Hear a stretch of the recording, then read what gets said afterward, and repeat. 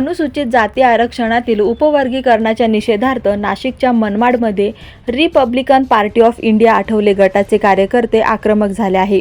जिल्हाध्यक्ष राजाभाऊ आहिरे, जिल्हा सरचिटणीस गंगादादा त्रिभुवन यांच्या नेतृत्वाखाली आज संतप्त रिपाई कार्यकर्त्यांनी रिपाई भवनपासून मोर्चा काढत आपला संताप व्यक्त केला। निळ्या टोप्या परिधान केलेले भीमसैनिक हातात विविध मागण्यांचे फलक घेऊन मोर्चात सहभागी झाले होते। भारतरत्न डॉक्टर बाबासाहेब आंबेडकर पुतळ्याजवळ मोर्चाचा समारोप झाला। यावेळी आंदोलकांनी जोरदार घोषणाबाजी करीत निदर्शने केली।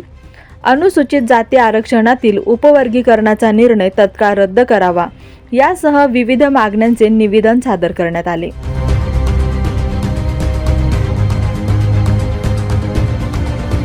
रिपब्लिकन पार्टी ऑफ इंडिया तर्फे माननीय राजाभाऊ आहिरे यांच्या नेतृत्वाखाली तसेच रामदासजी आठवले साहेब यांच्या आदेशाने तसेच आमचे मार्गदर्शक संजय भाऊ भालेराव यांची आत्ताच एक नियुक्ती झालेली जिल्हा अध्यक्ष।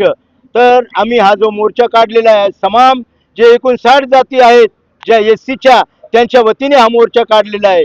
फक्त एकच जात, मी ओपन बोलेल, ही मातंग समाज यांना RSS व भाजपा प्रणित जे काही पक्ष असतील यांनी एक बोट लावून दिलेला आहे व त्यांनी हे रान पेटवलेलं आहे। अत्यंत चुकीचं आहे। मी त्यांना डायरेक्ट आश्वासन देतो, त्यांना मी इशारा देतो की आपण जर हे उपवर्गीकरण न मागता आपण आरक्षण वाढवून द्या, आम्हाला 20% द्या आरक्षण, अशी मागणी केली तर संपूर्ण बहुजन समाजाचा त्यामध्ये फायदा होणार आहे। आणि जर उपवर्गीकरण झालं तर या ठिकाणी नुकसान मात्र त्यांचं होणार आहे, कारण की बहुजन समाजामध्ये सर्वात जास्त लोकसंख्या ही बौद्धांची आहे आणि त्या टक्केवारीप्रमाणे बौद्धांना आरक्षण मिळेल असेही मी त्यांना सांगतो। व त्यांनी कुणाच्याही भूल थापेला बळी न करता परमपूज्य डॉक्टर बाबासाहेब आंबेडकर यांनी जी आपल्याला घटना दिलेली आहे त्या घटनेमध्ये सर्वांना न्याय दिलेला आहे, सर्व समाजाला न्याय दिलेला आहे।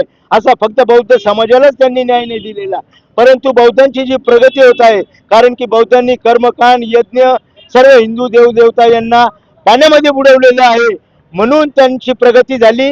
ते शिकले सवरले, IPS IAS झाले आणि हा जो मातंग समाज आहे ते आमोशा मागत फिरत होते, असे मी त्यांना इशारा देतो व त्यांनी हा उपद्व्याप थांबवावा।